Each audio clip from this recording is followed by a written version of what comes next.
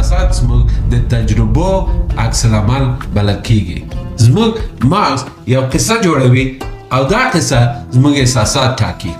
مثلا که یو څوک ستاسو پیام ته ځواب ورنه کړي، که تاسو وایئ هغه زه نه خوښېږم، تاسو به خفه شئ.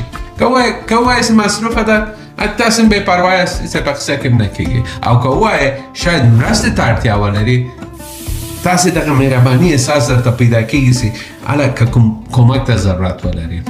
سبحان الله، دغه ټول هغه یوه قصه ده، مګر مختلف احساس موږ ته راکوي.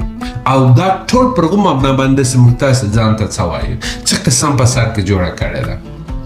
او دا هغه وخت انشاءالله تعالی له ځانه چې لرې کولی شو چې یو اصل چې په اسلام کې ده چې حسن ظن ورته وایي، ښه ګمان کولی شو چې دا راواخلو او یوز یې کړو او له دغسې بدو فکرو چې ځان وساتو.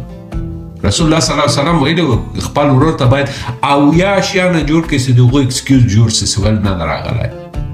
مثلا د تاسې یو دوست یو محفل ته نه راځي، رسول الله صلی الله علیه وسلم وایي 80 اکسکیوزه باید درته جوړ کړي چې ووایي چې دا سړی مصروفه و، دا و چې څوک ځینې خفه نه سي. نو سبحان الله موږ ته وګوره، نافر هېڅ کار هم نه وي کړی، موږ 80 نور شیان هم پسې جوړوو. نو تاسې فکر کوئ چې په دغسې عقل په دې قصو چې تاسې ته ځان ته جوړوئ، تاسې به د دې دنیا کې خوشحاله یاست؟ آخرت خو دورې پرېږده، هغه خو جلا خبره ده. په دې دنیا کې هم خوشحالي نسې لیدلی. نو دا ډېر زیات مهمه ده چې حسن ظن همیش باید موږ تاسې زده کړو او کار ځینې واخلو.